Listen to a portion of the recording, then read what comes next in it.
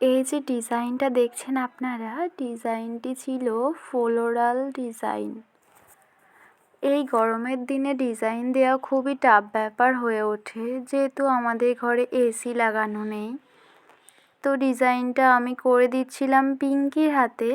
এই গরমে খুবই গরম লাগছিল। ও বলছিল যে আমার ভীষণ ঘুম পাচ্ছে, তাড়াতাড়ি ডিজাইনটা শেষ করো। তো আমি বলছিলাম আর একটুখানি ওয়েট কর, এক্ষুনি হয়ে যাবে দেওয়া। আপনারা ফুলের মধ্যে শেড যখন দেবেন তখন শেডটি দেওয়ার চেষ্টা করবেন ভালোভাবে, মোটা স্বাস্থ্যবান করে। তাহলে ফুলটি দেখতে অনেকটা সুন্দর লাগবে, ডিজাইনটি অনেকটা স্বাস্থ্যবান মনে হবে। এই গরমের দিনে মেহেন্দি দেওয়া তো ভীষণ টাফ ব্যাপার। সো আমি বাড়ি টাইপের ডিজাইন করতে চাইছিলাম না, সিম্পলের উপর একটু কিউট করে দিচ্ছিলাম ডিজাইনটা। ওরও খুব পছন্দ হচ্ছিল। তারপর আমি দিয়ে দেব চেন।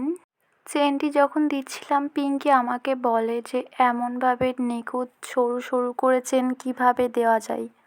আমি তো দিতেই পারি না, এটা দিতে গেলে চেনটি বড় হয়ে যায়, দেখতে ভালো লাগে না।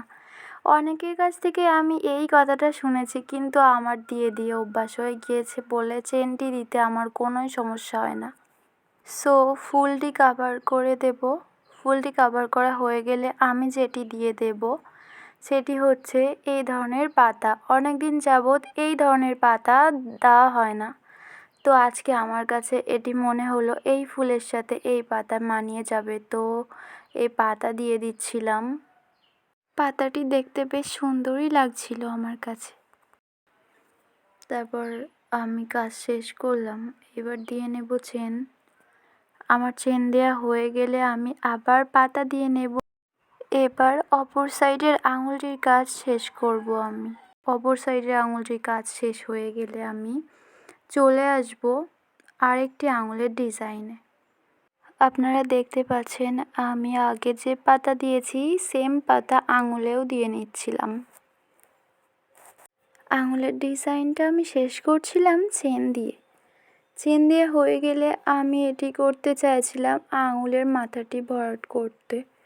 করা হয়ে গেলে আমি অন্য আঙুলগুলো একটু ভর্তি টাইপের ডিজাইন করতে চাইছিলাম। সো আমার ডিজাইনটা ছিল সিম্পল। ডিজাইনটা শেষ করলাম, কেমন হচ্ছে কমেন্টে জানাবেন। আল্লাহ হাফেজ।